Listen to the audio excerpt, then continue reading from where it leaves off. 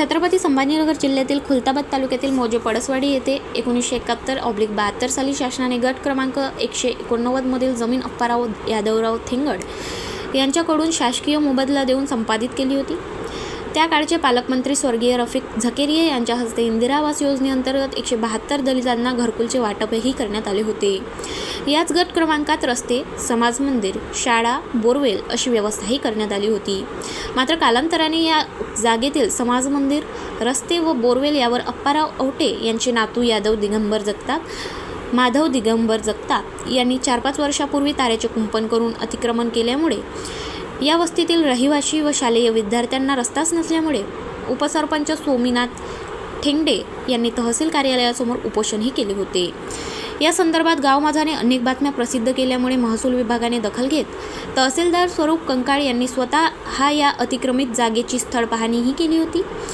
वस्तीतील रहिवासी व शाळेतील विद्यार्थ्यांचे होणारे हाल बघता पंचायत समिती व ग्रामपंचायत समितीस आदेशित करून शेवटी पोलीस बंदोबस्तात अतिक्रमित झालेले हे रस्ते मोकळे करून देण्यात आल्यामुळे दलित वस्तीतील रहिवासी व शालेय विद्यार्थी यांचा श्वास मोकळा झाला असून त्यांनी आनंद व्यक्त केला आहे।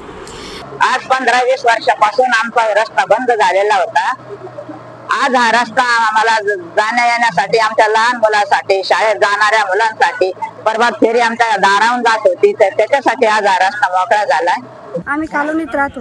आमच्या शेजारी जी जागा आहे, शाळेचं ग्राउंड आहे, तिथे एका माणसाने आपला ताबा टाकलेला आहे। तो म्हणते ही जागा माझी आहे आणि तिथं ताब्यामुळे आम्हाला रस्ता नाही, आम्हाला यायला तिकडं खूप अडचण होती। आम्हाला मौत कार्य, लग्न कार्य काही असले तिकडे जाता येत नाही।